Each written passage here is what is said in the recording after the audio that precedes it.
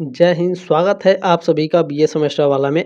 दोस्तों, जैसा कि आप सभी लोगों को पता है, बीए सेमेस्टर वाला चैनल पर आपके सारे सब्जेक्ट की और सारे सेमेस्टर की तैयारी लिखित और ऑब्जेक्टिव दोनों तरीके से कराई जाती है। तो एक बार चैनल पर विजिट करके ज़रूर देख ले दोस्तों। उसके बाद सब्सक्राइब जरूर कीजिएगा ताकि आप 4th सेमेस्टर, 5th सेमेस्टर और 6th सेमेस्टर में भी मेरे साथ जरूर जुड़े रहें। ठीक है, चले आज के इस क्लास के माध्यम से दोस्तों हम लोग कवर करेंगे BA 3rd semester political science यानी राजनीति शास्त्र। आपके पेपर का नाम है पॉलिटिकल प्रोसेस इन इंडिया। ठीक है, यह क्वेश्चन पेपर 2023-24 का क्वेश्चन पेपर है। तो 2024 एग्जाम, 2025 एग्जाम और ध्यान रखेंगे 2026-2027 एग्जाम के लिए भी यह मोस्ट इंपॉर्टेंट क्वेश्चन पेपर होगा। ये जो क्वेश्चन पेपर है ये दीनदयाल उपाध्याय गोरखपुर विश्वविद्यालय का क्वेश्चन पेपर है, डीडीयू यूनिवर्सिटी का। ठीक है, तो यह किस यूनिवर्सिटी के लिए इंपॉर्टेंट है? देखिए, भारत में जितने भी यूनिवर्सिटी हैं सभी के लिए इंपॉर्टेंट है। उत्तर प्रदेश में जितने भी यूनिवर्सिटी है सभी के लिए इंपॉर्टेंट है। अब बात करते हैं एग्जाम की। तो देखिए, ऑब्जेक्टिव एग्जाम आपके दीनदयाल उपाध्याय गोरखपुर विश्वविद्यालय में होंगे। राजा महेंद्र प्रताप सिंह स्टेट यूनिवर्सिटी में आपके ऑब्जेक्टिव एग्जाम होंगे। और आपके माँ सुगुम्बारी यूनिवर्सिटी में भी आपके ऑब्जेक्टिव एग्जाम होंगे।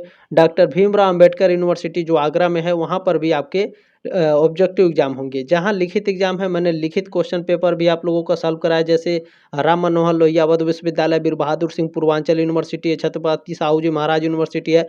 इस बार महात्मा गांधी काशी विद्यापीठ में भी आपके लिखित एग्जाम ही होंगे साथियों। ठीक है, चले आगे बढ़ते हैं और इस क्वेश्चन पेपर को सॉल्व करेंगे हम लोग। सभी लोगों से रिक्वेस्ट है कि इस क्लास को पूरा देखिएगा, बहुत ही इंपॉर्टेंट ये क्वेश्चन पेपर है।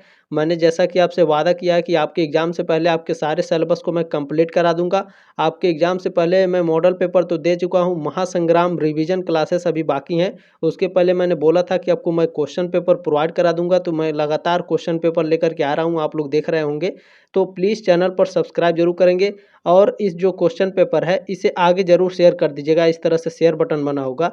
इस क्लास को, इस क्वेश्चन पेपर को व्हाट्सएप पर अपने साथियों के साथ जरूर शेयर करेंगे ताकि वो भी एग्जाम से पहले अपनी शानदार तरीके से तैयारी कर सके। ठीक है, चले स्टार्ट करते हैं साथियों। इसमें आपका पहला प्रश्न पूछा गया है। देखें, भारत में लोकतंत्रीकरण की प्रक्रिया का शुभारंभ माना जाता है। तो 26 जनवरी 1950 से भारत में लोकतंत्रीकरण की प्रक्रिया का शुभारंभ माना जाता है। ये ऑप्शन आपका राइट है। चलिए दूसरा प्रश्न आपका क्या पूछा गया है। आप नवंबर तो चल ही रहा है, आज आपका 6 नवंबर हो गया। आप लोगों का जल्द ही नवंबर के लास्ट तक आप लोगों का एग्ज़ाम शुरू हो जाएगा, नवंबर या फिर दिसंबर के फर्स्ट वीक से। ठीक है, तो ध्यान रखेंगे, आप लोगों का एग्ज़ाम बहुत ही नज़दीक है। छठ बीत जाएगा, उसके बाद हमको पता है सारे बच्चे आएंगे, तो आप लोग शानदार तरीके से तैयारी करिए। ठीक है, चले प्रथम पंचवर्षीय योजना शुरू की गई कब? 1951 में, 1952 में, 1950 या 1956 में? प्रथम पंचवर्षीय योजना शुरू की गई थी 1951 में, 1951 में। ये ऑप्शन आपका राइट है। चलिए तीसरा प्रश्न देखते हैं आपका क्या पूछा गया है, बहुत ही शानदार है। पंचशील सिद्धांत संबंधित है। पंचशील सिद्धांत विदेश नीति से संबंधित है, फॉरेन पॉलिसी से संबंधित है। सी ऑप्शन आपका राइट है। प्रश्न नंबर 4 आपका क्या पूछा गया है। राजनीति प्रक्रिया संबंधित है चुनाव से, राजनीतिक दल से या फिर हित समूह से? तो जो राजनीतिक प्रक्रिया है, ठीक है, पॉलिटिकल प्रोसेस है, ये आपका चुनाव, ठीक है, इलेक्शन, पॉलिटिकल पार्टी यानी राजनीतिक दल, फिर आपका दिया है इंटरेस्ट ग्रुप यानी हित समूह, इन सभी से आपकी संबंधित होता है राजनीतिक प्रक्रिया, पॉलिटिकल प्रोसेस। ठीक है, डी ऑप्शन आपका राइट है। पांचवा प्रश्न बहुत ही इंटरेस्टेड है, बहुत ही ध्यान से पढ़िएगा। इसमें से 3 प्रश्न आपके एग्जाम में पूछे जाते हैं, मतलब क्वेश्चन प्रश्न एक ही रहेगा लेकिन आपके ऑप्शन 3 तरह के दिए जा सकते हैं। कैसे सर जी? ध्यान से देखिएगा, इस क्वेश्चन पेपर को देखें। कौन सा अनुच्छेद आपातकाल व्यवस्था जो संविधान में निहित है से संबंधित है? अब आपके दिमाग में प्रश्न आएगा, आपातकाल की जो व्यवस्था है वो तो संविधान में 3 तरह का है, 3 तरह के आपातकाल लगाए जाते हैं सर जी देश में। बिल्कुल, यहाँ पर दिया हुआ है कि कौन सा अनुच्छेद आपातकाल व्यवस्था जो संविधान में निहित है से संबंधित है। देखिए 3 तरह के आपके आपातकाल होते हैं। देखिए अनुच्छेद 352 होता है एक, और एक होता है अनुच्छेद 356। अभी मैं सबको डिटेल में बताऊंगा, अच्छे से समझ लीजिए। ठीक है, और एक होता है अनुच्छेद 360।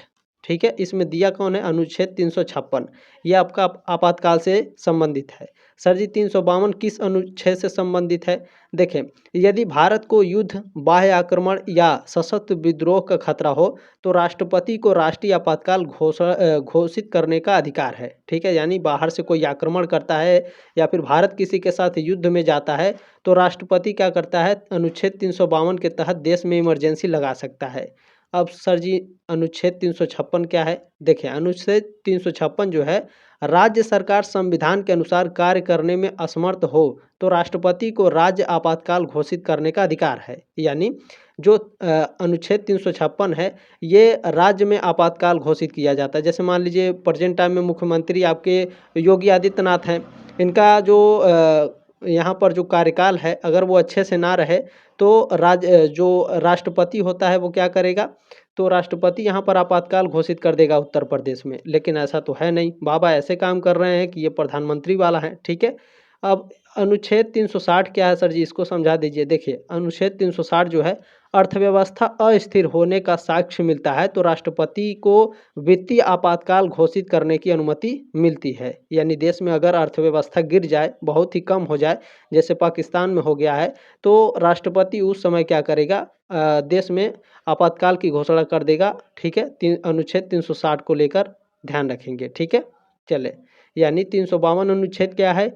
जब आक्रमण होता है, जब युद्ध होता है। 356 अनुच्छेद क्या होता है? अगर कोई राज्य सही से काम नहीं कर रहा है तो भी आपातकाल का घोषणा कर देगा उस राज्य में। अनुच्छेद 360 क्या है? ये अर्थव्यवस्था को लेकर के आपातकाल घोषणा की जाती है, अनुच्छेद 360। ठीक है, उम्मीद है साथियों आपको अच्छे से समझ में आ गया होगा ये सारे आपातकाल। ठीक है, चलें, इसीलिए मैं कह रहा था, देखिए ये जो क्वेश्चन है, क्वेश्चन सेम रहेगा लेकिन आपके ऑप्शन में ये तीनों में से कोई एक देगा। देखिए दिया है 356, 352 भी दे सकता है, 360 भी दे सकता है। ठीक है, तो इसी तरह से दोस्तों आपको समझाने का प्रयास किया जाएगा, आपको चिंता करने की आवश्यकता नहीं है। बीए सेमेस्टर वाला दिन रात आपके लिए मेहनत करता है, आपके साथ खड़ा है। आपके एग्जाम से पहले आपको महासंग्राम डिवीजन क्लासेस में मिल जाएंगे। आपका जो एग्जाम होता है, अच्छा, टेलीग्राम ग्रुप आप लोग ज्वाइन कर लीजिएगा। ठीक है, उसमें आपके यूनिवर्सिटी से संबंधित जितने भी जानकारी रहती है, जितने भी अपडेट रहते हैं, टेलीग्राम ग्रुप में ही दिए जाते हैं। तो टेलीग्राम ग्रुप ज्वाइन कर लीजिएगा, बहुत ही फ़ायदा है। क्योंकि अगर आप ये क्वेश्चन पेपर पढ़ना चाहते हैं या फिर जो महासंग्राम डिवीजन क्लासेस कराई जाती हैं या जो मॉडल पेपर होता है, उन सभी मॉडल पेपर का अगर आपको पीडीएफ नोट्स चाहिए बिल्कुल फ्री में, आपको एक भी पैसा नहीं देना है, तो टेलीग्राम ग्रुप ज्वाइन कर लीजिए, उसी में सब आपको भेजा जाता है। ठीक है, तो टेलीग्राम ग्रुप जरूर ज्वाइन कर लीजिएगा। ठीक है, चले, अब आते हैं टॉपिक पर साथियों। छठा प्रश्न देखते हैं आपका क्या पूछा गया है। भारत में कितने राज्य हैं? तो भारत में आप सभी लोग जानते हैं 28 राज्य हैं, ये ऑप्शन आपका राइट है। चलिए, सातवां प्रश्न आपका क्या पूछा गया है। गठबंधन राजनीति है, गठबंधन राजनीति एक प्रकार का है, दो प्रकार की, तीन प्रकार की होती है या चार प्रकार की? बताइए, गठबंधन राजनीति कितने प्रकार की होती है? बिल्कुल 2 प्रकार की होती है। बी ऑप्शन आपका राइट है। चलिए, मैंने मॉडल पेपर में काफ़ी अच्छे से एक्सप्लेन किया है, तो डिस्क्रिप्शन बॉक्स में लिंक दिया गया है प्लेलिस्ट का। इस क्लास को पूरा देख लीजिएगा, उसके बाद सारे क्लासेस, सारे जो मॉडल पेपर हैं, सारे जो क्वेश्चन पेपर हैं, सभी को आप लोग देख लेंगे। ठीक है, इस क्वेश्चन पेपर को आप पूरा देखें। देखें, अर्धसंघी का लाभ है, अर्धसंघी का लाभ क्या होता है? तो देखें, अर्धसंघी का लाभ होता है राष्ट्रीय एकीकरण होता है, राष्ट्रीय में जो राष्ट्र है हमारा उसमें एकता होती है, सहयोग और समन्वय की भावना होती है। डी ऑप्शन आपका राइट है, उपरोक्त सभी। चलिए, अब आगे बढ़ते हैं, इसमें अगला प्रश्न आपका देखते हैं क्या पूछा गया है। प्रश्न नंबर 9 है आपका, दल प्रणाली आवश्यक है। दल प्रणाली क्यों आवश्यक है? लोकतंत्र के लिए आवश्यक है। ठीक है, फॉर डेमोक्रेसी के लिए आवश्यक है दल प्रणाली। ठीक है, पार्टी सिस्टम क्यों आवश्यक है? डेमोक्रेसी के लिए। ये ऑप्शन आपका राइट है। देखिए, हिंदी और इंग्लिश दोनों देखते चलेंगे काफ़ी अच्छे तरीके से। ठीक है, चलिए, 10वां प्रश्न आपका, भारत में कौन सा राजनीतिक दल है? बताइए, एक दलीय व्यवस्था है या फिर द्विदलीय व्यवस्था है या फिर बहुदलीय व्यवस्था है? भारत में कौन सा राजनीति दल है? बताइए। बिल्कुल साथियों, बिल्कुल बहुदलीय व्यवस्था है हमारे देश में। सी ऑप्शन आपका राइट है। ठीक है, बहुदलीय व्यवस्था मतलब आप समझ रहे हैं, जैसे भाजपा हो गया, फिर आपका सपा है, फिर आपका बसपा है, फिर आपकी कांग्रेस है, फिर अदर पार्टियां हैं, फिर निषाद पार्टी है, बहुत सारी ऐसी पार्टियां हैं। ठीक है, ये बहुदलीय व्यवस्था है हमारे देश में, ध्यान रखेंगे। चलिए, 11 नंबर प्रश्न आपका क्या है, इनमें से कौन एक राजनीतिक दल का कार्य नहीं है? देखिए, राजनीतिक दल के कार्य क्या होते हैं? लोकमत का निर्माण करते हैं, बिल्कुल। जनता का राजनीतिक प्रशिक्षण करते हैं, बिल्कुल। सत्ताधारी दल के रूप में एवं विरोधी के रूप में कार्य करते हैं, बिल्कुल। लेकिन जनता में धार्मिक भावना को विकसित करते हैं, ये आपका राजनीतिक दल का कार्य नहीं है, ठीक है। डी ऑप्शन आपका राइट है। लेकिन प्रेजेंट टाइम में जो इलेक्शंस होते हैं इसी धर्म के आधार पर ही होते हैं, ध्यान रखेंगे, ठीक है। चलिए, प्रश्न नंबर 12 क्या है? स्थानीय स्वशासन किस शासन व्यवस्था से संबंधित है? स्थानीय स्वशासन लोकतंत्र यानी डेमोक्रेसी व्यवस्था से संबंधित होते हैं। ये ऑप्शन आपका राइट है। प्रश्न नंबर 13 आपका पूछा गया है, बलवंत राय मेहता समिति ने अपनी रिपोर्ट किस वर्ष रखा? तो ध्यान रखेंगे, बलवंत राय मेहता समिति ने 1957 में अपनी रिपोर्ट प्रस्तुत की थी। ये ऑप्शन आपका राइट है। चलिए, अगला प्रश्न है, प्रश्न नंबर 14 है, पंचायती राज व्यवस्था में महिलाओं का आरक्षण दिया गया, कितना दिया गया है पंचायती राज व्यवस्था में महिलाओं को आरक्षण? तो 33% दिया गया है। सी ऑप्शन आपका राइट है। चलिए, अगला प्रश्न देखेंगे, 15 नंबर, बहुत ही शानदार है। 74वां संविधान संशोधन संबंधित है ग्राम पंचायत से, नगर पालिका से या राज्य सरकार से? नगर पालिका से 74वां संविधान संशोधन संबंधित है। बी ऑप्शन आपका राइट है। चलिए, प्रश्न नंबर 16 देखेंगे, क्या पूछा गया है, दबाव समूह कौन सा तरीका नहीं अपनाता? देखिए, दबाव समूह चुनाव नहीं लड़ते हैं, ठीक है। लॉबिंग करते हैं, सम्मेलन है, प्रचार है, ये सभी दबाव समूह करते हैं, लेकिन चुनाव डायरेक्ट ये लड़ते नहीं हैं। अपने पार्टी के लिए ये एकदम एड़ी चोटी का जोर लगा देते हैं जो दबाव समूह होते हैं, लेकिन खुद स्वयं चुनाव नहीं लड़ते हैं, ये बात ध्यान रखेंगे। बी ऑप्शन आपका राइट है। चलिए, प्रश्न नंबर 18 आपका पूछा गया है, all India trade union Congress AINTUC किस तरह का दबाव समूह है? तो यह संस्थात्मक दबाव समूह है, ठीक है, इंस्टीट्यूशनल प्रेशर ग्रुप है। सी ऑप्शन आपका राइट है। चलिए, आगे बढ़ते हैं। प्रश्न नंबर 19 आपका क्या पूछा गया है, मतदान व्यवहार किसका रूप है? तो जो मतदान व्यवहार है ये एक पॉलिटिकल बिहेवियर है, राजनीतिक व्यवहार है मतदान व्यवहार। बी ऑप्शन आपका राइट है। प्रश्न नंबर 20 पूछा गया है, चुनावी प्रक्रिया का अध्ययन जिस विषय में किया जाता है उसको कहा जाता है? तो उसको सेफोलॉजी कहा जाता है। बी ऑप्शन आपका राइट है, ठीक है। चुनावी प्रक्रिया का अध्ययन जिस विषय में किया जाता है उसे सेफोलॉजी बोला जाता है। चलिए, प्रश्न नंबर आपका 21 क्या पूछा गया है, मतदान व्यवहार का निर्धारण करने का क्या लिखा है, दाला वाला है, ठीक है, यहाँ पर मिट गया है, तो कोई बात नहीं, सॉरी। देखें, मतदान व्यवहार का निर्धारण करने वाला तत्व है वर्ग, धर्म या फिर जाति? तो ध्यान रखेंगे, ये सभी वर्ग, धर्म और जाति मतदान व्यवहार के निर्धारण करने वाले तत्व हैं। डी ऑप्शन आपका राइट है। प्रश्न नंबर 22 आपका क्या पूछा गया है, भारत में अनुसूचित जातियां हैं, कितनी अनुसूचित जातियां हैं भारत में? तो देखें, 700 से अधिक जातियां हैं, अनुसूचित जनजातियां हैं भारत में। ये ऑप्शन आपका राइट है। चले, प्रश्न नंबर आपका 23 क्या पूछा गया है, वर्ण व्यवस्था बांटा गया है। वर्ण व्यवस्था देखें, 4 प्रकार के वर्ण व्यवस्था होते हैं, ठीक है।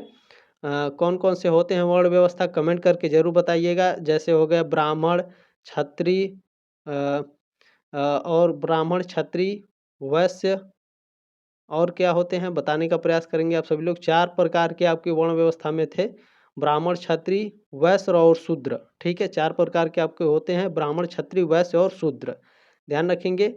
डी ऑप्शन आपका राइट है। वेरी वेरी मोस्ट इंपॉर्टेंट भी है, क्योंकि ये प्रश्न आपके एग्जाम में आएगा बहुत ही, क्योंकि ये लगातार कई साल पूछा जा चुका है, ठीक है। इस बार भी आपका पूछा जाएगा, ठीक। प्रश्न नंबर 25 है, भारतीय संविधान के किस अनुच्छेद में वयस्क मताधिकार व्यवस्था निहित है?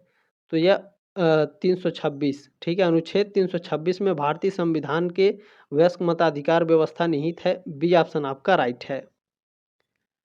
प्रश्न नंबर 26 पूछा गया है, भारतीय संविधान में चुनाव की प्रक्रिया संबंधित है कौन से? बताइए, कौन से भारतीय अनुच्छेद में चुनाव की प्रक्रिया सम्मिलित है? तो अनुच्छेद 324 से अनुच्छेद 329 में, भारतीय संविधान के अनुच्छेद 324 से 329 में चुनाव की प्रक्रिया संबंधित है। ये ऑप्शन आपका करेक्ट है। प्रश्न नंबर 27 आपका पूछा गया, 61वां संविधान संशोधन संबंधित है, किससे संबंधित है? तो भारत में 18 वर्ष की अवस्था में मताधिकार, ठीक है, बी ऑप्शन आपका राइट है। जब भारत में 61वां संविधान संशोधन हुआ था तो इसके तहत जो वोट डालने का अधिकार था पहले 21 साल था, लेकिन जब 61वां संविधान संशोधन हुआ तो इसमें 21 साल से घटा करके 18 वर्ष कर दिया गया, ठीक है, बी ऑप्शन आपका राइट है। चलिए प्रश्न नंबर 28 क्या है? भारत को धर्मनिरपेक्ष राज्य घोषित किया गया। कब घोषित किया गया बताइए? सेकुलर स्टेट कब घोषित किया गया भारत को? बिल्कुल 1976 में, 1976 में। 28 का बी ऑप्शन आपका राइट है। ध्यान रखेंगे सेकुलर सेकुलर स्टेट कब बना, सेकुलर राज्य कब, सेकुलर देश कब बना हमारा भारत? 1976 में, ठीक है। आज़ादी के कई साल बाद धर्मनिरपेक्ष राज्य बना, ठीक है। चले हालांकि देखें जाति व्यवस्था धर्म के आधार पर हमारा देश अलग हुआ था, ठीक है, लेकिन बाद में इसे सेकुलर बना दिया गया। चलिए 29 नंबर प्रश्न क्या है? धार्मिक स्वतंत्रता का अधिकार भारतीय संविधान में है। धार्मिक स्वतंत्रता का अधिकार अनुच्छेद 25 से 28 में है। ए ऑप्शन आपका राइट है। प्रश्न नंबर 30 आपका क्या पूछा गया? धार्मिक स्वतंत्रता का अधिकार है, मौलिक अधिकार है, नीति निर्देशक तत्व है, कानूनी अधिकार है या उपरोक्त में से कोई नहीं? धार्मिक स्वतंत्रता का अधिकार हमारा मौलिक अधिकार है। ये ऑप्शन आपका राइट है। चलिए प्रश्न नंबर आपका देखें, आपको मैं एक चीज़ बता रहा हूँ, बहुत ही ध्यान से सुनिएगा, ये आपके लिए जीवन भर काम आएगा। देखें हमारे जो मौलिक अधिकार है ना, इसमें कोई छेड़छाड़ नहीं कर सकता, किसी की भी सरकार आ जाए, ठीक है। संविधान में केवल मौलिक अधिकार ही ऐसे हैं जिसमें कोई संशोधन नहीं किया जा सकता है, ठीक है, ये बात ध्यान रखेंगे। चलिए प्रश्न नंबर अच्छा, मौलिक अधिकार क्या क्या हैं? देखिए हमें बोलने की आज़ादी है, ठीक है, हमें स्वतंत्र रूप से रहने की आज़ादी है, ठीक है, और बहुत सारी आज़ादियाँ हैं हमें, जो धार्मिक स्वतंत्रता का भी अधिकार है, हमें शिक्षा का अधिकार है, ठीक है। ध्यान रखेंगे ये सारे अधिकार हमारे मौलिक अधिकार हैं, इसमें कोई संशोधन नहीं हो सकता है और इसे कोई भी नेता हमसे छीन नहीं सकता है, ठीक है।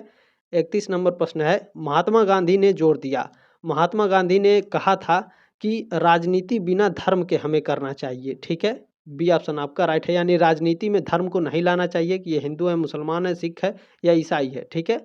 चले प्रश्न नंबर 32 क्या है? धर्मनिरपेक्षता संबंधित है। धर्मनिरपेक्षता बताइए, यानी सेकुलरिज्म इज कॉन्सर्निंग टू, किससे संबंधित है धर्मनिरपेक्षता? हिंदू से, मुस्लिम से, सिख से या ईसाई से? धर्मनिरपेक्षता किससे संबंधित है, इसका मतलब क्या होता है सेकुलरिज्म का?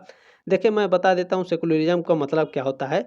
जो धर्मनिरपेक्षता है, धर्मनिरपेक्षता में व्यक्ति अपने धर्म का पालन करने और अपनी मान्यताओं को स्वतंत्र रूप से व्यक्त करने के लिए आज़ाद होता है, ठीक है।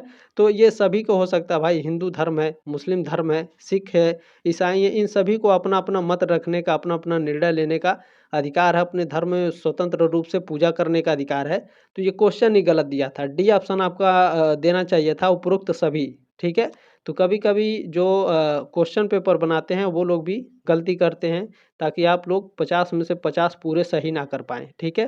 तो कोई दिक्कत नहीं है, क्योंकि हमें पता है क्या सही है क्या नहीं, गलत है, और इसका नंबर भी आपको नहीं मिलेगा, ये बात ध्यान रखेंगे। प्रश्न नंबर 33 क्या है? सामाजिक न्याय का आधार है। देखें सब इक्वलिटी ऑफ अपॉर्चुनिटी, यानी सभी को समान अवसर मिलना चाहिए समाज में, ठीक है। इक्वलिटी ऑफ रिजल्ट, यानी परिणामों की समानता, सभी को समान रूप से परिणाम मिलना चाहिए। ये दोनों सामाजिक न्याय का आधार हैं, ठीक है। सी ऑप्शन आपका राइट है। प्रश्न नंबर 34 देखिए, हमारी क्लास में थोड़ा लेट तो लगता है, लेकिन आपको काफ़ी अच्छे तरीके से बताया जाता है। ऐसा नहीं कि एकदम बताए किसने कहा कि महिला अधिकार ही मानव अधिकार है, या किसने कहा भैया, जवाहरलाल नेहरू ने कहा, बस बता के चले गए, मेरा काम ख़त्म, आप एग्ज़ाम दे कर के आपका काम ख़त्म, ऐसे नहीं। देखिए बीए सेमेस्टर वाला पे आपको ऐसा पढ़ाया जाएगा कि आपको जीवन भर याद रहे, आपको जीवन भर काम आएगा, आपके बच्चे पूछे तो आप बता सके, सोसाइटी में अगर कोई सवाल पूछे भारतीय संविधान से या किसी भी सेक्टर से, किसी भी सब्जेक्ट से, तो आप बता सकें, ठीक है। इस तरह से आपको पढ़ाया जाता है, तो आपको चिंता करने की आवश्यकता नहीं है। जो लोग अच्छे से पढ़ना चाहते हैं वो पढ़ें, जो अ, थोड़ा धैर्य रख के पढ़ें, जो जल्दी जल्दी पढ़ना चाहते हैं वो स्किप कर करके पढ़ते हैं, कोई दिक्कत नहीं, पढ़ें जिस तरह से आप पढ़ना चाहते हैं पढ़ सकते हैं, ठीक है। चले किसने कहा कि महिला अधिकार ही मानव अधिकार है? तो ये पंडित जवाहरलाल नेहरू जी ने कहा था, ये ऑप्शन आपका राइट है। प्रश्न नंबर 35 क्या है? देखिए भारत में निर्जाति संघर्ष का मुख्य कारण है, निर्जातीय संघर्ष का मुख्य कारण है भाषा और धर्म, ये दोनों निर्जाति संघर्ष के मुख्य कारण हैं भारत में। तो ए और बी दोनों राइट हैं। देखिए मैं भी आपको इसी तरह से पढ़ाता हूँ, लेकिन जब महासंग्राम रिवीजन क्लासेस होती है उसमें पढ़ाया जाता है। मान लीजिए कल आपका एग्जाम है और आपको समझा समझा कर पढ़ाएंगे तो ऐसा नहीं हो पाएगा। इसीलिए मॉडल पेपर पहले दिया जाता है, आज आपको अच्छे से समझा दिया जाता है मॉडल पेपर में ही और क्वेश्चन पेपर में ही, ताकि आपको जब कल एग्जाम हो और आज आप लोग केवल रिवीजन करें तो आप एग्ज़ाम अच्छे से दे पाएँ। बहुत ही अच्छे तरीके से कितने बच्चे 90 प्लस पेपर में दे कर के आते हैं, कितने बच्चे पढ़ते हैं वही 80 लेकर के आते हैं, 60 पाते हैं। वो आपके पढ़ने के तरीके के ऊपर है कि आप किस तरह से पढ़ते हैं, ठीक है। चलिए प्रश्न नंबर 36 आपका, भारतीय संविधान में निर्जाति समूह के लिए प्रावधान है। निर्जाति समूह के लिए कितने प्रावधान हैं हमारे भारतीय संविधान में? तो 5 प्रावधान है, डी ऑप्शन आपका राइट है। प्रश्न नंबर 37 क्या है? भाषावाद का कारण है सामाजिक, मनोवैज्ञानिक और ऐतिहासिक, हिस्टोरिकल, साइकोलॉजिकल और सोशल। ये सभी क्या है? ये सभी भाषावाद के कारण हैं। डी ऑप्शन आपका राइट है, उपरोक्त सभी। चलिए प्रश्न नंबर 38 क्या है आपका? क्षेत्रवाद का कारण है। क्षेत्रवाद का कारण क्या है बताने का प्रयास करेंगे आप सभी लोग। बिल्कुल बिल्कुल, देखिए हिस्टोरिकल, पॉलिटिकल, कल्चरल डाइवर्सिटीज़ है, नेचुरल डिफरेंस एंड इनक्वलिटीज़, यानी ऐतिहासिक एवं राजनीतिक सांस्कृतिक विविधताएं हैं, प्रकृति प्रदत्त भिन्नता है और असमानता है। मतलब आप समझ रहे हैं क्षेत्रवाद का, आप दूसरे क्षेत्र के, हम दूसरे क्षेत्र के हैं। अभी देखिए गोरखपुर में आपकी क्या बोली जाती है? गोरखपुर में आपके इस तरह से बोला जाता है। बिहार में चले जाइए, वहाँ थोड़ा सा भाषा अलग हो जाएगा।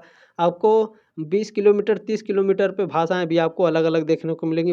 भाषाएं अलग नहीं होती हैं, बोलने के तरीके में थोड़ा डिफरेंस हो जाता है, ठीक है।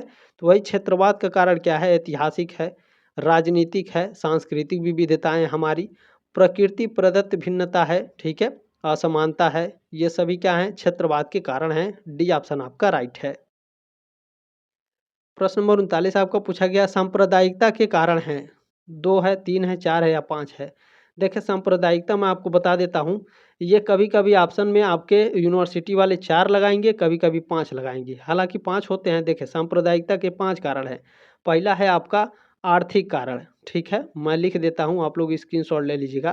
पहला है आपका आर्थिक कारण, ठीक है, पहला है आर्थिक कारण, और दूसरा है आपका सामाजिक कारण, ठीक है, दूसरा क्या है आपका सामाजिक कारण, और तीसरा क्या है आपका? तीसरा है आपका राजनीतिक कारण, ठीक है, राजनीतिक, ठीक है, ध्यान रखेंगे, इसका स्क्रीनशॉट ले लेंगे आप लोग।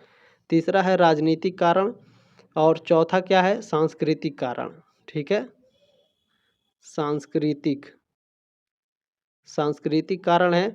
और आपका पांचवा क्या है? ध्यान रखेंगे, पांचवा है मनोवैज्ञानिक कारण, ठीक है, मनोवैज्ञानिक कारण, ध्यान रखेंगे आप सभी लोग, मनोवैज्ञानिक कारण, ठीक है। तो ध्यान रखेंगे ये 5 प्रकार के आपके सांप्रदायिकता होते हैं, आर्थिक कारण, सामाजिक कारण, राजनीतिक कारण, सांस्कृतिक कारण और मनोवैज्ञानिक कारण। सर जी आप 4 कह रहे हैं, बिल्कुल, कभी कभी आपको मनोवैज्ञानिक कारण काट दिया जाता है, सांस्कृतिक कारण, राजनीतिक कारण, सामाजिक कारण और आर्थिक कारण ही सांप्रदायिकता के कारण बताए जाते हैं। हालांकि ये 5 होते हैं, ठीक है। डी ऑप्शन आपका राइट है, ध्यान रखेंगे। प्रश्न नंबर 40 है आपका, भ्रष्टाचार का कारण है। भ्रष्टाचार के कारण क्या है? निम्न कोटि का साहित्य, निम्न शिक्षा का स्तर, राष्ट्रीय चरित्र का अभाव, ये सभी क्या है? भ्रष्टाचार के कारण हैं। डी ऑप्शन आपका राइट है। प्रश्न नंबर 41 देखेंगे, 41 नंबर, किस राज्य में 2 अक्टूबर 1959 को पंचायती राज व्यवस्था लागू की गई?